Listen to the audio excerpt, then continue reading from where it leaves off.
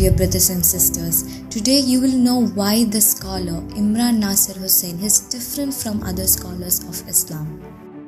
I have listened to a few of his lectures and have concluded that no one talks about Dajjal the way he does.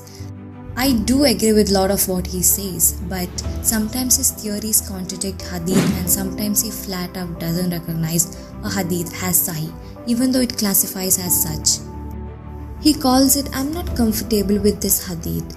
Like, come on, how can we follow such attitude? His opinions and interpretations are way far from Islam and Quran. He considers some hadith from Sahih al-Bukhari as fabricated, whereas every hadith in Bukhari is Sahih. For example, he regards the hadith of marriage of Aisha radiyallahu anhu as fabricated, whereas it clearly mentions in Sahih Bukhari that there were a marriage ceremony between Prophet sallallahu, alayhi, and Aisha radiyallahu anhu.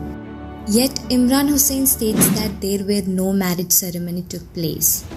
That's not it. He states that all Shias are Muslims, where many Shias have beliefs that are inconsistent with fundamental beliefs of Islam.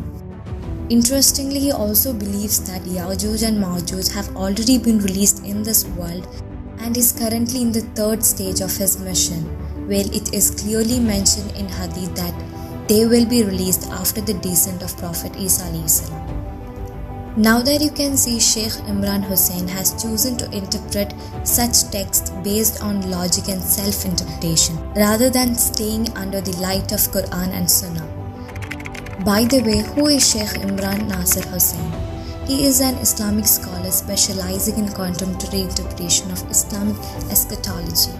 Having given up his career as a diplomat at the age of 43 to dedicate his life to the mission of Islam, Sheikh Imran is a tireless missionary who often travels for 2 to 3 years at a time in the cause of Islam and calls for Muslims to retreat faith-based eco-villages until Imam Mahdi appears. He has very popular videos on YouTube with millions of views, especially related to eschatology, politics and economy. I feel he is very knowledgeable in certain aspects of religion, especially end times prophecies, but I do feel he is somewhat resistant to some facts and unaware of how to apply those prophecies in the current day and age. That is to say, he is very knowledgeable but not wise enough. Now do what? Should I listen to his lectures or not? I would say go and listen because he has a different taste, but don't believe him blindly. If you think you're smart enough to not get trapped in his words, then try listening to his interpretation of end times. Everything he says is about end times and should not be taken seriously. For example, Muslims believe that one of the signs of end time is smoke that will hang over the earth. Imran Hossien spectacles that this smoke will be the result of nuclear winter.